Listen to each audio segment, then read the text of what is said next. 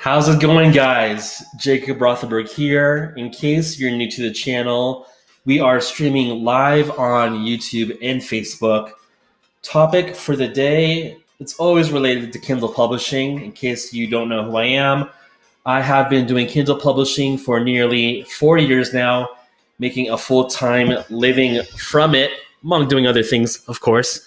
And what I want to do today is actually do a bunch of questions and answers with y'all. So I do have questions all lined up and prepared for today that came in.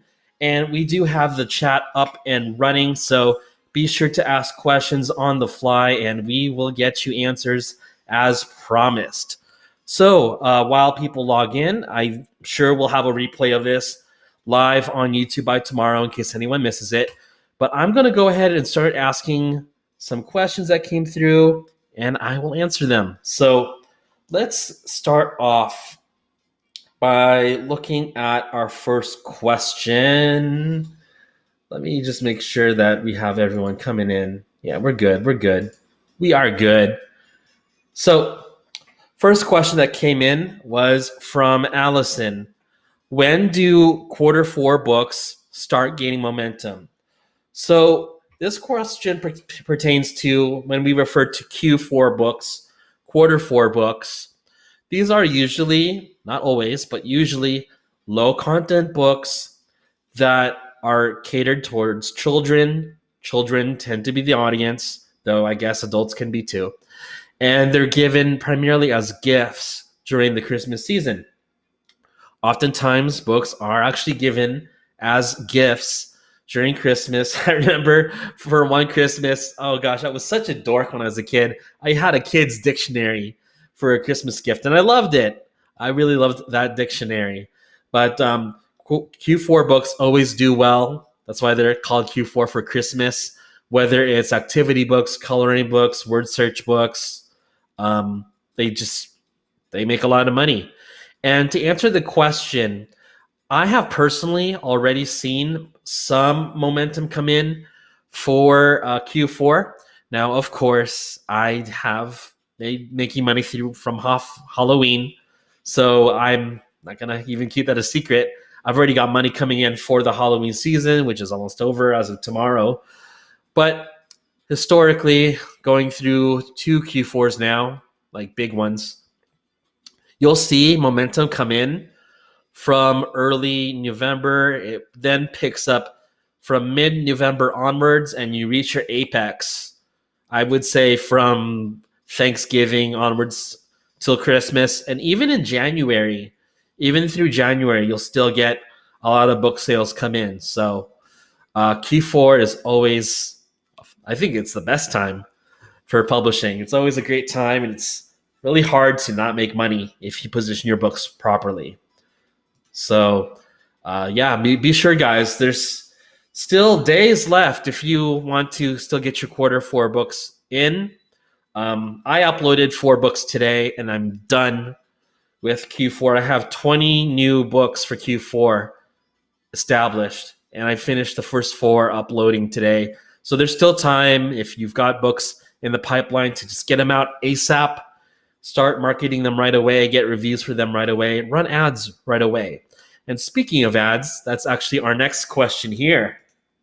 So Sandro asks, do I still run Amazon ads even after I have organic visibility? So Sandro, I'll give some more context, has a brand where he has done a free campaign for it, where he gave the book away for free. Now he shows up in the search results for his book. Now he is shown in the customers also bought section of Amazon. And so he's getting organic traction for his books. However, he's also been running Amazon ads, and you do have to pay per click. And so that does cost money. But to answer that question, Sandro, what I would say, if you're getting sales from your ads and the campaign is running profitably, by all means, continue running those ads, because you always need sales to not only make money, but to also maintain the traction, momentum that your book is getting. You want your book to be as sticky as possible, meaning you're giving it longevity by having it really cement in the first page of the search results for keywords. You want to be able to get as many reviews as possible for your book. You want to get as many sales as possible for your book so that it gets to be the authority within the algorithm for the keywords. So there's very few scenarios in which you would want to shut off the ads, such as, of course, if your ad just really bleeds money and you're not making sales off of it. But that doesn't sound like the case. The other thing is, if let's say you're in a crazy situation where you're spending thousands of dollars per month on ads, and because it does take 60 days to get paid from Amazon, sometimes you just run out of money, right? I guess. So if you run out of the cash flow to run the ads and you got to wait 60 days for the big paycheck, then that's when you might have to concede shutting off your ads. But I don't think you're in that position. So by all means, please continue to run your ads. Guys, if you've just signed on, we're doing a Q&A for Kindle Publishing. It can be related to Q4. Heck, I'll take questions that aren't even related to Q4, just related to Kindle Publishing. So be sure to leave something in the chat, and I will get to you once I knock out these questions, and I'll make sure chat's working properly. So next question that's come in from Vladimiros. How will the coronavirus impact Q4 sales? Will people not buy gifts because either they're not going out, everyone's staying at home, or rather, are they just going to go flat broke and not have the money to buy gifts? So, I mean, I'm not some kind of economic expert, okay? So this is just my opinion, but you are asking me for my opinion, I suppose. I think that the coronavirus will actually help sales because there's going to be less outdoor activity for sure. So more people will be into books. Children are at home and they can't really, and it's cold here in the US during winter. They don't really have anything to do except maybe play video games or have fun with an activity book of some sort. And also, speaking about the US, after the election, which is over in 4 days, there should be a stimulus check passed out to the Americans. So that's what Donald Trump said as of today. And the stimulus check would occur, I think, within 2 weeks after the election. So people theoretically, hopefully, fingers crossed, will have the money for gifts. I think it's really needed to stimulate the economy. And so I think that the coronavirus will either have no impact on Q4 sales as far as impeding it. And to keep things optimistic, I think it'll only boost sales. So the coronavirus is, well, I mean, it sucks. But with regards to books, I think it's actually not a bad thing for the book industry. And Vladimiros, of course, has another question. What do I think of giving a free gift to promote another book? And my answer to that is, well, that's a good concept that you have. So Vladimiros is referring to like giving a free, I think it was an illustration from another book. So let's say he has a book about tigers. And then his free gift at the end is like one page related to pandas. Okay. And then he says, if you like this illustration and you want to like color more pandas, check out this other book. That's good. That's a good way to get some possible cross promotion from book to book.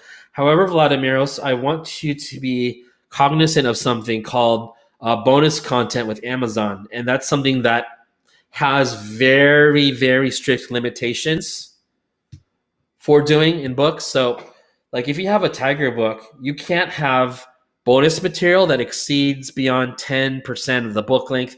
So what I'm saying is you can't give bonus books within your book. You can give a bonus page. You can like give a free gift as a page or maybe a link to something else. But make sure that your promo, your gift, what have you, is really no more than a page, or else you're running into the policy of book stuffing. And book stuffing is against the terms of service. So don't do that. Do not do that. Buddy Trip. what is it like to hire a freelancer for low content books as opposed to, say, nonfiction? So if you're hiring someone on Upwork in nonfiction, you typically, what I do, I don't know about all you all else, but there's usually an interview process that we have. We try to get a sample of the person's writing. And we do Zoom calls for writers. We actually talk to the writers, make sure that they're appropriate for the project, that they're qualified, and that they'll actually turn things in on time. Because turnaround can sometimes suck with writers. Now, for low content, that process doesn't change too much, especially with things that are a little bit cheaper, like activity books and coloring books are cheaper to produce than nonfiction. And another layer to that is that I'm usually hiring from third world countries for illustrations because I don't need a native English writer or speaker to do my low content books, whereas in nonfiction, you definitely want someone that writes well. So I'll look through someone's profile, see their work history. I'll determine that they actually do a good job. And then from there, I'll send a solicitation, say, hey, I want to hire you on for this project. Would you be interested? And if you're interested, can you submit a sample of you drawing XX something? Now, why we ask for a sample of something to be drawn is to make sure they'll do original work and that they're not doing something stock. So we can ask for something very, very obscure that can't really be plagiarized or taken from the web and passed off as a freelancer's own work when in fact it's not. So you can ask for like a picture of a quick sketch of a giraffe drinking from a tall can of beer or something like that, and see if that level of quality meets your needs. And if so, I would hire them. It's nothing too hard, to be honest. Just the two big factors that I focus on with low content, aside from price, because price is negotiable, but the two things that are not negotiable are quality per your standards and also turnaround time. So we, of course, want at least decent quality for what we agreed to on a price, and we need the work to be turned in on time. The last thing you want is for books for Q4 to be submitted to you 2 months late when you have a relatively tight window to get those books published and marketed. I mean, I'll be open with my business. I got 4 books late today. They were owed to me about a month ago, but I finally got 4 books today. I know things happen in the industry, so I don't get mad or irritated because I know what it's like in this business to have delays. I expect them, but you do have to be at least prepared for them and have a plan to at least promote quicker than needed if things fall apart. And then related to that, Buddy also asked, does the 80-20 rule apply to low content? So the 80-20 rule, the 80-20 principle, rather, is asking, well, I guess I can say this. Out of 80% of the low content books that you publish, only 20% of them will make that revenue. So 20% of your low content books will make 80% of your revenue, true or false? It depends. I am inclined to say to an extent, like it's not exactly 20% will generate 80% of your revenue, but I would say it's roughly something like that. So you will have a couple of books that just bomb. You'll have some books that don't take off at all. You'll have others that pop off and do really well. So you could argue to a certain extent that low content is a numbers game. That's why I have 20 books published within the last 45 days. I only really need 5 or even 6 of them to do relatively well to make my investment on 20 books worthwhile and at least break even for this Q4. So it is a numbers game. It does take persistence. It's a little bit, for me, it's not frustrating. Maybe for someone new it is to see when you go down the drain on some books. But if you do well with a few books, it makes up for everything else. So some patience is definitely required. So yeah, the 80-20 principle does somewhat apply. Now, here's an interesting question from Buddy. What's my revenue percentage across niches? So low content, fiction, and nonfiction. Well, I'm not going to give the exact numbers out. I've been told at this point to not flex my numbers, but I will give percentages at this point. Things are kind of skewed right now because it is Q4, right? I'm making a good chunk right now off of Halloween books, but if I had to make up a split for you right now, I'd say 60% fiction, 30% low content, and 10% nonfiction. Usually 80 or even I'd say 90% of my income is fiction, but right now it's skewed because of low content. And low content is something I'm focusing on right now. That's why I have 20 new books. Geez, who does that, right? And I'm still, of course, doing fiction. It's still a priority, and it's actually doing pretty well. But I do want to get my beak wet a little bit with some low content sales. So that's why I'm playing the game, along with just staying active with the community, staying active in the market with some Q4 books. Why would I talk about Q4 and try to even teach people how to sell Q4 books if I'm not doing it myself, right? That'd be disingenuous. So I got to be in the game, and I'm playing pretty big here. And I'm also doing some takeaways from what I'm seeing in the market for Q4 with my own books. So yeah, hope that answers your question to a certain degree. Next, we have Justin. Justin asks, what is the best way to market low content books? Now, you've heard me mention social media marketing. You've heard me say, build a brand. And to an extent, that's definitely what I'd like you guys to do. But if you want to get quick and dirty with making money from low content, you got to run Amazon ads. There's just really no ways about it. I don't know anyone selling on Amazon that's doing super, super well with Q4 that is not running Amazon ads. So Amazon ads are a must. You must run Amazon ads for Q4.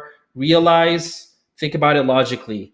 People are looking for gifts on Amazon. They are already on the platform looking for something to get closed on, right? So you need your book to be visible. You need to have it placed right in front of someone's screen. And so, if your book's good and people like it, they'll decide to buy it. And from there, you make a book sale, right? Nothing too complicated. So in terms of marketing, Amazon ads are the best way to go for low content.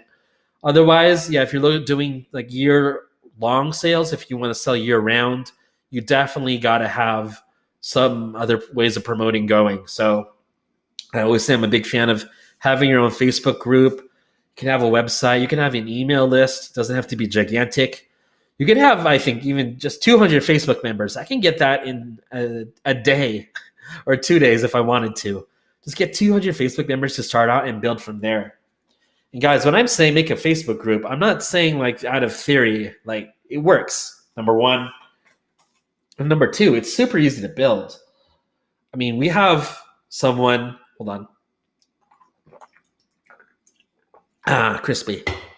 We have someone in the dark magic niche who has never really published a book before, and he already has like 2,000 members in a month.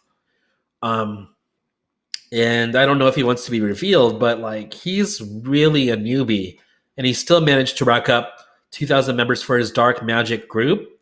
And dark magic, interestingly enough, is something where if you're the admin and the authority, you can offer like to do spells for people, and people will pay you. Get this, people will pay you $200, $300, even $500 to cast a dark magic spell.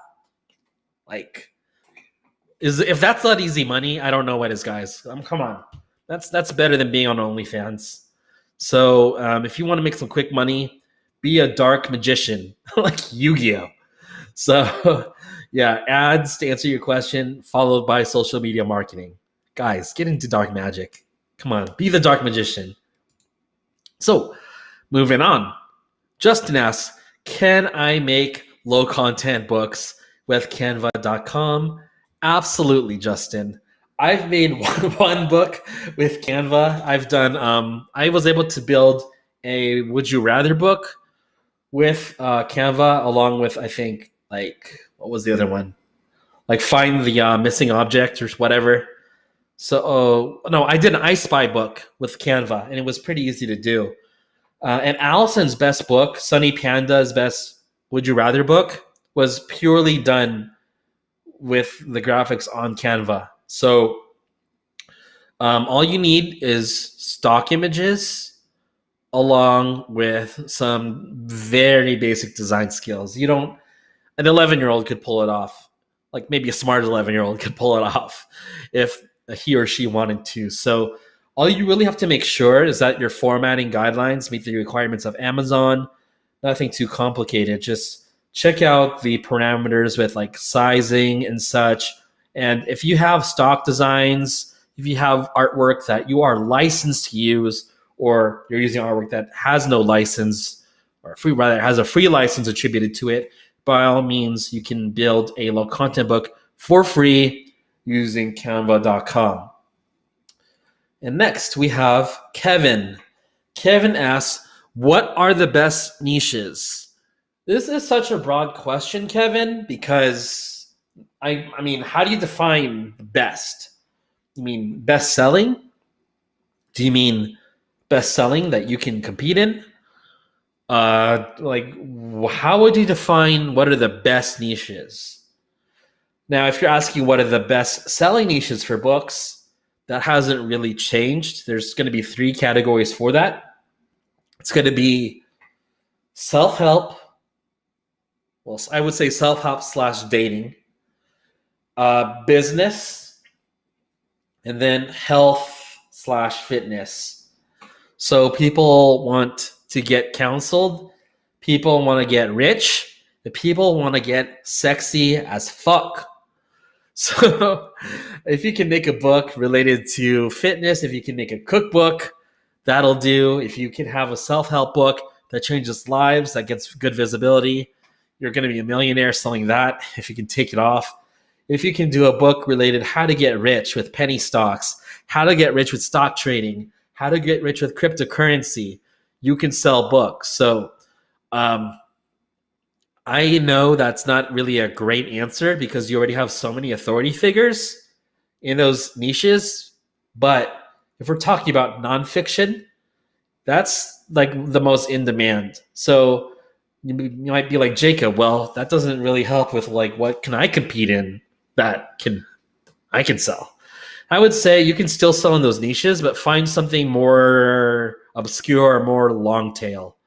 So for me, within health and fitness, I am still selling books after 4 years of being published in powerlifting. People want to get strong. People want to get jacked. And my books, to some extent, to a very little extent, have helped the world with that. So you have that as an option. You just got to be a little bit creative with your approach. Now, if we're talking about fiction, I'll just throw this out there. In fiction, what are the best niches? Number 1, by and large, romance. Women love romance. Chivalry is not completely dead, guys and girls. People still fantasize about alpha males and muscular hunks helping damsels in distress and vulnerable girls. And also girls like a man in power, a man in authority, and want to be dominated. At least those kinds of readers do. So romance sells best in fiction. Aside from that, I'm not going to say that I'm an expert in other realms of fiction, but I do know that cozy mysteries do pretty well. I know a couple people that make a 6-figure living doing that. There's also sci-fi. That's hard to break into. If I had the choice, guys, I would do sci-fi. I would write my sci-fi books. I love sci-fi, especially time travel.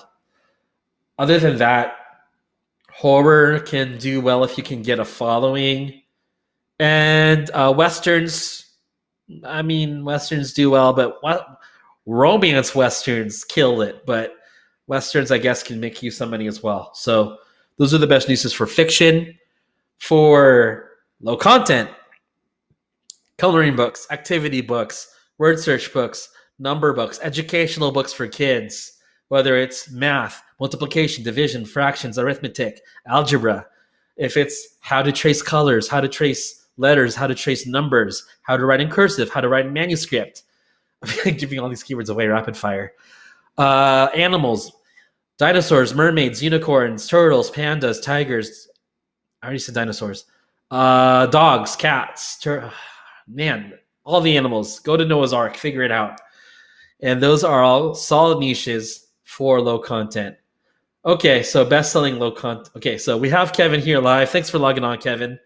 Yeah, so I think I gave away enough keywords, but for children, it's going to be activity books.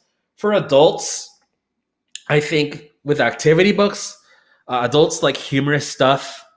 So I think I can give this out by now, but this student who I don't think publishes any longer, I'm going to give you guys a good keyword away, okay? There's something called like sex coupons or dating coupons. Check this out, guys, especially for Valentine's Day. Sex coupons sell really well on Amazon. Just make sure it's not something trademarked. So dating coupons, sex coupons do really well. Of course, there's adult coloring books, fart books, but yeah, I think I just gave a keyword away that people don't talk about online. So, yeah, I don't do that, but sex coupons I know do really well. So yeah, guys, I think we had a pretty good Q&A. I'll give some time for any other questions to come in. Let me just check to make sure we haven't missed any questions. So Kevin says he has a few of those books. He hopes they do better in February than they are now. They should, Kevin. They honestly should. I was working with someone in January that was doing pretty well with those books. I just had to stay quiet about it because I don't give away clients' keywords. I'll give away other people's keywords. But for people who pay me, people who work with me, I keep my mouth shut. So that person doesn't publish anymore. So I think it's fair game to talk about it now. So yeah, I think that was pretty good, guys. If you have any questions, I'm still here. I know I kind of did this with very little notice. I do love, though, how on this Restream program, you get a picture of someone on YouTube. You get the little avatar of Kevin here. That's pretty cool. Did you figure out Restream, by the way? Restream's pretty easy to use, man. I mean, if need be, Dale can show you. Maybe I can show you. It's like really cool. So I think that could be it. Let me just do one last check. Whoa, okay. Dave Capetta. Hi, Jacob. Hey, Dave. Thanks for signing on to the channel. Appreciate it. So, Kevin, you've been busy with coloring books. Yeah, I think we only have a couple of weeks left, really, before Q4 really takes off. And you guys need to realize, I've shown it repeatedly now on my YouTube channel, you can't just put a book out and expect it to sell, okay? I mean, can you sell a copy with a good keyword with no reviews? Sure you can. But if you really want to guarantee your book will sell, you need to get at least a couple of reviews in.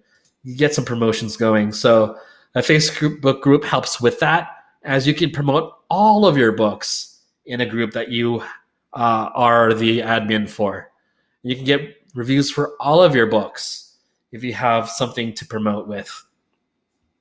So David asks, in Publishing Evolution, is low content, no content available as lessons? No, it is not. Low content has its own rules and parameters. I find it to be a different kind of like methodology to publishing. So there is low content domination. If you're interested in that, let me know.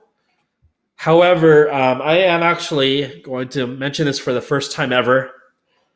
I wasn't prepared to mention this today, so this is a little bit of an announcement that I'll make another video on.